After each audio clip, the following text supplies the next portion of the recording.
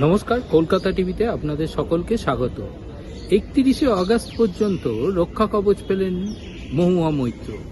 মহুয়া মৈত্রের বিরুদ্ধে যে গ্রেপ্তারি পরোয়ানা জারি করেছিল নিম্ন আদালত, তার ওপরে কোনো রকম গুরুত্বপূর্ণ পদক্ষেপ গ্রহণ করা যাবে না, এমনটাই নির্দেশ কলকাতা হাইকোর্টের বিচারপতি দেবাংশু বসাকের ডিভিশন বেঞ্চে। আগামী 27শে আগস্ট মামলার পরবর্তী শুনানি গ্রহণ করবেন বিচারপতি দেবাংশু বসাকের ডিভিশন বেঞ্চ। মূলত এদিন মামলার শুরুতেই মহুয়া মৈত্রের আইনজীবীর উদ্দেশ্যে বিচারপতি দেবাংশু বসাক বলেন যে আপনাদের বিরুদ্ধে গ্রেপ্তারি পরোয়ানা জারি হয়েছে, তার আগে আপনারা কেন আদালতে হাজির হননি। মহুয়া মৈত্রের আইনজীবী দেবাশিস রায় তার উত্তরে বলেন যে এমপি এমএলএ কোর্টই একমাত্র এই ধরনের পদক্ষেপ গ্রহণ করতে পারে।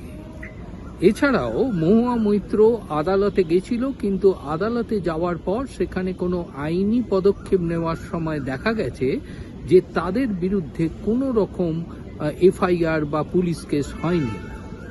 যে মামলাটি দায়ের হয়েছে সেটি হচ্ছে আদালতের কাছে তিনি পদক্ষেপ নেওয়ার পরই আইনগত পদক্ষেপ, অর্থাৎ অপরপক্ষের বিরুদ্ধে তিনি যখন অভিযোগ করেছেন তারপরেই 16 জুনের পরেই কিন্তু এই পদক্ষেপ নেওয়া হয়েছে।